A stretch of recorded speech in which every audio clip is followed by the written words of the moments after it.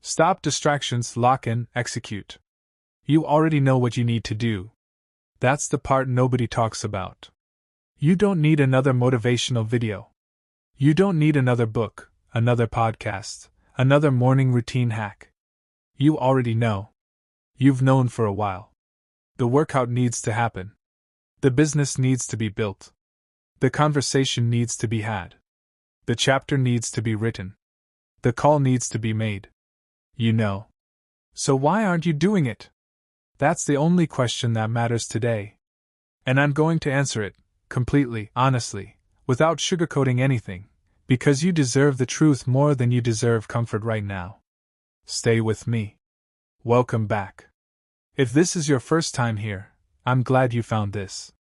This channel exists for one reason: to say the things that most people are too comfortable to say, and to give you the tools to actually change your life. Not theoretically. For real. Today we are talking about 3 things that, when you master them together, will completely transform how you operate. Stop distractions. Lock in. Execute. Sounds simple. It is not simple. If it were simple, everyone would be doing it. But most people aren't. Most people are scrolling. Most people are planning without moving. Most people are waiting for the right moment, the right mood, the right conditions. And their life is passing them while they wait. This video is not for those people. This video is for the person who is done waiting. The person who is tired of knowing what they need to do and still not doing it. The person who is ready, not perfectly ready, not comfortably ready, but ready enough to move. Let's go. Distractions are not your problem, they are your symptom. Here's the first thing I need to say, and it might surprise you. Distractions are not your real problem. Everyone talks about distractions like they're the enemy. Social media is the enemy. Your phone is the enemy. Netflix is the enemy.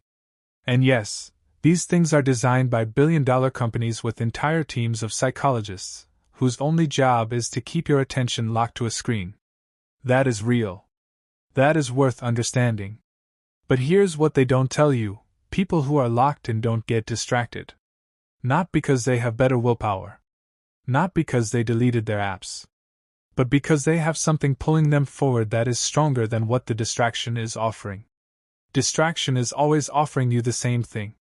Comfort. Relief. Escape. It's saying, come here, this is easier, this feels better, you don't have to think about the hard thing right now. And when you don't have a strong enough reason to do the hard thing, when your purpose isn't clear, when your vision isn't vivid, when your why isn't alive, the distraction wins every single time. Because comfort will always beat discomfort when discomfort has no meaning attached to it. So before we talk about how to stop distractions, we need to talk about what you're running from. Because every distraction is also an avoidance. Every scroll is also a retreat. Every time you pick up your phone instead of doing the work, your brain is making a calculation. This feels safer than that. The question is, safer from what?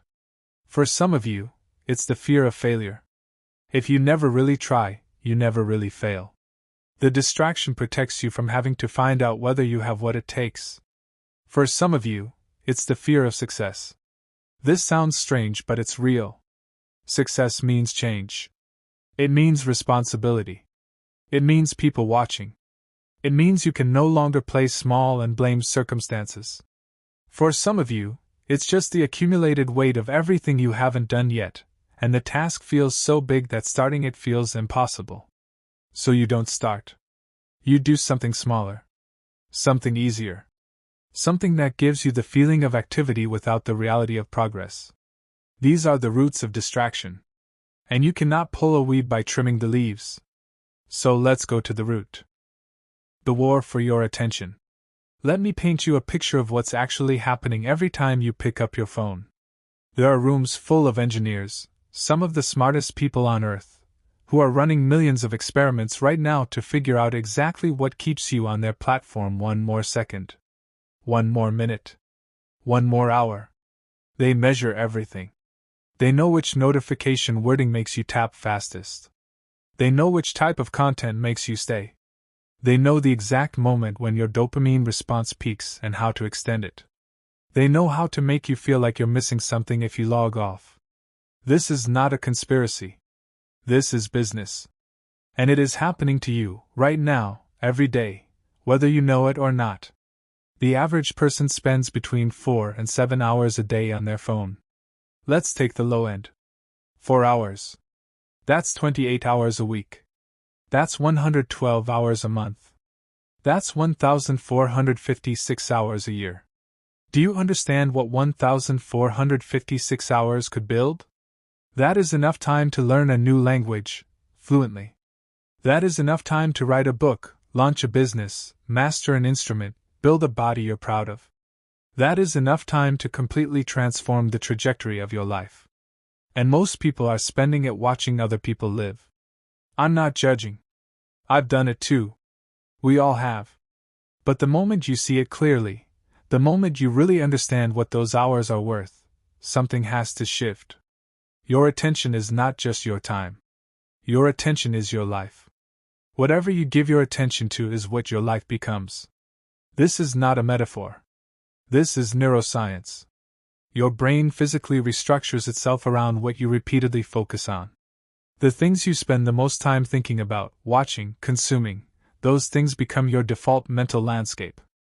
They shape your beliefs, your identity, your capacity for action. This is why people who spend hours a day consuming content about other people's success feel stuck and behind. This is why people who fill their mind with anxiety, conflict, and comparison feel anxious, conflicted, and small. They're not imagining it. Their brain is reflecting back what they fed it. So the first act of locking in is this: you take your attention back. Not perfectly. Not all at once. But deliberately, consistently, day by day, you start choosing what gets access to your mind. How to actually stop distractions. Now let's get specific. Because understanding the problem is only useful if it leads to action. The first move is environment design. Willpower is a limited resource. Every time you resist a temptation, you deplete a pool that has to be refilled through rest. This means relying on willpower to fight distractions is a losing strategy. You will run out. The distraction will win eventually. The smarter move is to design your environment so the temptation is not present in the first place. You don't fight the cookie. You don't keep cookies in the house. What does this look like practically? Your phone goes in another room when you work. Not on silent. Not face down. In another room. Studies show that the mere presence of your phone on your desk, even if it's off, reduces your cognitive capacity. Your brain is partially dedicated to not picking it up. Remove the need to resist it entirely. Your workspace has one purpose. The place where you do deep work should not be the same place you scroll, watch videos, or relax. If it has to be the same physical space, change something when it's time to work. Different chair orientation. Different lighting. A physical signal that tells your brain, this is the mode we're in now. You remove the apps that are designed to consume you. Not forever if you don't want to. But during your deep work hours, they don't exist. Use app blockers. Put your phone across the room. Do whatever it takes to break the reflex loop. The second move is understanding the discomfort curve. Here is something nobody tells you about distraction. The urge to get distracted peaks in the first 10 minutes of doing difficult work. After that, if you stay with it, something shifts. Your brain stops looking for the exit. It starts to engage. It starts to find the task interesting, even satisfying. Most people never find this out. They feel the urge to check their phone at minute 3, they check it, and they never experience what happens at minute 11. So they never know that getting started is the hardest part, not sustaining. This means your only job is to get to minute 11. That's it. Make a deal with yourself, 10 minutes. No phone, no tab, no distraction, for 10 minutes. By the time 10 minutes is up, you won't want to stop. Not because you became a different person, but because your brain finally got traction. The third move is replacing, not just removing. When you remove a distraction without replacing it with something, you leave a void. And voids get filled, usually by whatever is easiest, which is usually the distraction you just removed. So when you stop scrolling, have something to reach for. A book. Your notes. Your task list. A walk. Something that directs your attention forward instead of just cutting off the backward pull. This is how you build a new default. Not by white-knuckling the old one, but by making the new one normal. Locking in, what it really means. Now let's talk about what it means to lock in. Because this phrase gets thrown around but rarely explained. Locking in is not a mood. It is not a feeling. It is a decision followed by a structure. You cannot wait to feel locked in before you start working. That feeling comes after you commit, not before. Every person you've ever admired who seems deeply focused, productive, and relentless did not feel that way before they built their habits. They built the habits first, and the feeling followed. Locking in means three things. It means clarity about what you're doing and why. Vague goals produce vague effort. If you sit down to work without knowing exactly what you're working on and exactly why it matters, your brain will wander. It needs a target. Give it one. Before you sit down every day, you answer two questions. What am I doing today? And why does it matter? Not in the abstract. Specifically. Not, I'm going to work on my business. Instead, I'm going to write the first 3 sections of my sales page because that is the thing blocking me from launching. That specificity is not just organizational. It's neurological. It tells your brain where to direct its resources. Locking in means having a ritual that signals the shift. Elite performers in every field use pre-performance rituals, not because they're superstitious, but because rituals work. They prime the nervous system. They tell your brain and body, we are changing modes now. Casual is over. Focused is beginning. Your ritual can be anything. A specific playlist. A specific drink. A few minutes of silence. A walk before you sit down. Writing in a journal. Reading 1 page of something inspiring. Whatever it is, do it every single time before you work. Over time, the ritual becomes the trigger. Your brain starts to shift into focus mode the moment the ritual begins. Locking in means protecting your hours. Not all hours are equal. For most people, the first 2 to 4 hours after waking are the highest quality cognitive hours of the day. Your prefrontal cortex is freshest. Your willpower is at its peak. Your mind hasn't been contaminated yet by the noise of the day. These are your most valuable hours. And most people spend them on email, social media, and other people's agendas before they've done a single thing for their own. Guard your mornings like they are gold. Because they are. Execution, the only thing that counts. Now we arrive at the part that separates everything. You can understand distractions. You can design your environment. You can lock in. And still, if you don't execute, none of it matters. Execution is the only currency that counts. Not plans. Not intentions. Not potential. Not almost. Execution. And yet execution is where most people collapse. Not because they're lazy. I don't believe most people are lazy. I believe most people are afraid. And fear disguises itself as procrastination, perfectionism, overthinking, and endless preparation. Let me talk about each one. Procrastination is not a time management problem. It is an emotional regulation problem. You procrastinate because starting the task produces an uncomfortable emotion, anxiety, boredom, self-doubt, frustration, and your brain is trained to avoid discomfort. The solution is not to try harder to start. The solution is to reduce the size of the start until it no longer triggers avoidance. The task is not, write the book. The task is, open the document. The task is not, build the business. The task is, write one idea down. Make the entry point so small that there is genuinely nothing to fear. And then start there. Every time. Perfectionism is procrastination with a better story. It says, I'm not avoiding, I'm just waiting until it's good enough. But good enough never arrives on its own. It is created through doing, failing, revising, and doing again. The person who ships imperfect work consistently will always outpace the person who waits for perfect. Because perfect is a moving target, and shipping is how you get better. Overthinking is the mind's way of simulating action without taking any. It feels productive. It feels responsible. But hours of thinking about the thing is not the thing. At some point, and that point is usually much earlier than you think, you have enough information to begin. The rest you will learn by doing. Endless preparation is the same trap in different clothes. You're studying how to do the thing instead of doing the thing. You're taking the course, reading the book, watching the tutorial, and all of that is just sophisticated avoidance if it never converts into an attempt. Here is the rule. At some point, today, not tomorrow, you have to do the thing without being ready. Because ready is not a starting condition. Ready is a result of starting. The identities shift. Now I want to go deeper than tactics, because tactics alone won't hold. If you want to stop distractions, lock in, and execute consistently, not just today, not just this week, but as a way of life, you need to change who you think you are. Most people try to change their behavior while keeping their old identity.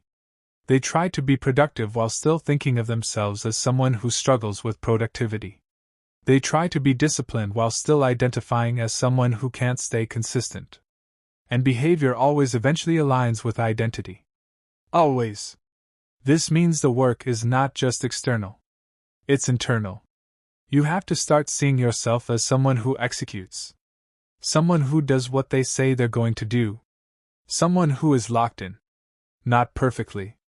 Not without bad days. But fundamentally, at the level of identity, that is who you are. And identity is built through evidence. Every time you do what you said you were going to do, you cast a vote for that identity. Every time you sit down when you don't feel like it, you cast a vote. Every time you choose the work over the scroll, you cast a vote. You don't need 1,000 votes to shift. You need enough consistent votes that the identity starts to feel true. Start casting them today. Who this is for? I want to speak directly right now. Because I know who watches a video like this. You've been putting something off. Something that actually matters. Not because you don't care, but because it matters so much that the risk of failing at it feels unbearable. So you stay in the research phase. You stay in the planning phase. You stay in the "I'll start Monday" phase. And Monday becomes next Monday, and next Monday becomes next month, and next month becomes next year, and suddenly a version of your life has passed that you will not get back. I'm not saying this to hurt you. I'm saying it because I want you to feel the weight of it, not so you collapse under it, but so it moves you. There is a version of you that exists on the other side of execution. A version that built the thing, shipped the thing, started the thing. A version that looks back at this moment and is grateful, genuinely grateful, that something shifted. That version of you is not some distant fantasy. It is one decision away. Not one perfect decision. Not one massive leap. One small move in the right direction, made today, instead of deferred to a tomorrow that keeps moving. So here's what I want you to do when this video ends. Not tomorrow. When this video ends? Pick one thing, just one, that you've been putting off. The thing you keep thinking about. The thing that nags at you when it's quiet. And do one small piece of it today. Not the whole thing. One piece. Open the document. Make the call. Send the message. Write the first paragraph. Record the first video. Take the first step. That's it. That one move breaks the spell of inaction. And once the spell is broken, the next move is easier. And the next one easier still. Stop distracting yourself from the life you actually want. Lock in, not because conditions are perfect, but because they never will be. Execute, not because you're ready, but because doing is what makes you ready. The version of you that did the thing is waiting. Go be that person. I'll see you in the next one. Real quick, if this is hitting home for you, hit that subscribe button right now. I drop videos like this every single week. No fluff, no filler, just the real conversations about mindset, focus, and what it actually takes to execute on the life you want. Every person who subscribes tells the algorithm this content matters. So if it matters to you, subscribe, hit the bell, and let's keep going. If this video gave you something, a shift, a push, a moment of clarity, then subscribe to this channel. This is what I do. Every week, I show up here and I give you the real stuff. The things that actually move the needle. You don't want to miss what's coming. Subscribe, share this with someone who needs to hear it, and I'll see you in the next video.